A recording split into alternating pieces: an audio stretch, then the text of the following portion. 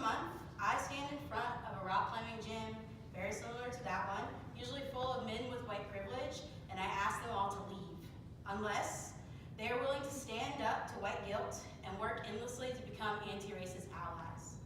Oh, and also face their crippling fear of heights. I really know how to clear a room. Please stay seated. Launching a community group to engage more POC to try rock climbing was not easy. And you should know that after this 6 minutes, you will not have a silver bullet to defeat white supremacy, but you will be completely out of excuses as to why you are not more involved in ending systems of oppression.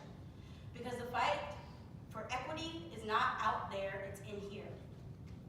I'm extremely glad that I fought to bring DEI, diversity, equity, and inclusion into the rock gym, because I learned that we create social change wherever we are, as long as we think creatively, focus on co-liberation, and actively work hard even when we have the option to opt out.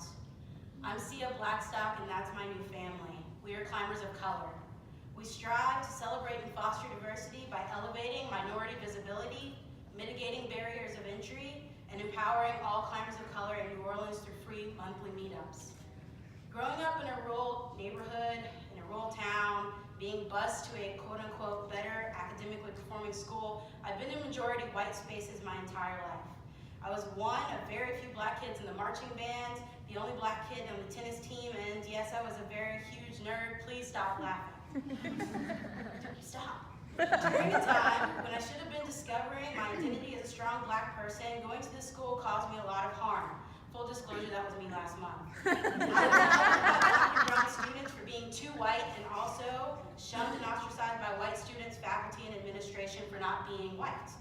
I love rock climbing, but being a black climber is very similar to how I grew up. For instance, even though the gym is in a historically black neighborhood, I am often the only black person in the gym. It makes me feel lonely in a crowded room, so I started to ask questions. Even though I'm extremely well-spoken, very well-dressed, you guys see the elevator, and the U.S. has seen its first black president, I still face racial oppression and racial stress every day, especially from those who say they are not racist. Is it possible that rock climbing, this amazing sport and community of people, is also racist? Yeah, spoiler alert, it's very racist. Years of repression and violence have kept POC out of healthy outdoor activities. Historically and also currently, intentional redlining and segregation causes the over-urbanization of people of color, while suburban dreamlands and parks are staked out for white people. So POC in the outdoors, it means labor, sacrifice, life-threatening danger, not rest, peace, and relaxation. I just went on a rock climbing adventure for Thanksgiving with my friends, hey friends, and on the way to the campground, I felt nauseous with fear and anxiety, driving through Arkansas's cotton fields in the dark with my partner. I didn't know how I was going to make my black body lay down and rest in a tent, even more exposed and unprotected in a world where people who look like me are shot in innocence with no justice. I faced racism and homophobia even from other rock climbers during that trip last week, and I faced and overcame a lot of fear. I say this to call attention to privilege. It is important to understand that everyday recreation and travel and the health and psychological benefits that come along with them come at an extremely high emotional and physical cost for people of color. But if we ask the right questions, we can recognize the work that we need to do in ourselves and in our communities. Ask yourself, is there equal access to the lifestyle that you enjoy? And think creatively about your answer to that question, because racists aren't just out there, they are also in here. Racism is in this room. The most important and the most common question that I get is, how can I, in my privilege, help you over there in your marginalized group?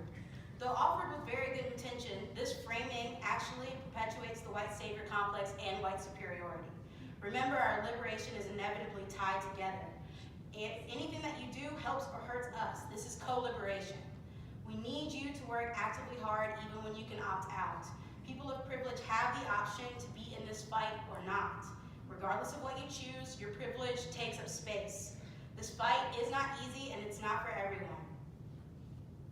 A lot of work eventually led me to change rock climbing in New Orleans. We have met over 300 brand new climbers of color, and our impact extends even further than our meetups.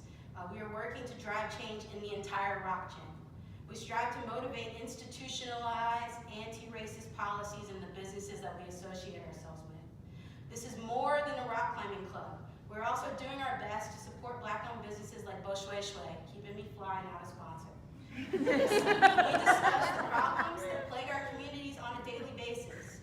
We are learning what it means to push for DEI and build community together. We are traveling outside to reconnect with the outdoors and reclaim our relationship with it. We are finding healing in exercise, in community, and in the outdoors. We just traveled to Color the Crag, which is a climbing festival for all the POC climbers in the nation, and we were empowered to speak for ourselves and heal together as a family. This is how we are driving change in the entire outdoor industry, from rock gyms to massive companies like REI and the North Face. We are forcing folks in power to make space for communities of color, and we are not alone. There is strength in numbers. We are taking up a lot of space outside. We are advocating for DEI initiatives from all the outdoor industry corporations. If you want our dollars, represent who we are, meet our needs, and respect our cultures. Climbers of Color started very small and not very long ago, but we are growing every day, and we meet new challenges at every turn, but we are climbing through them. We are overcoming.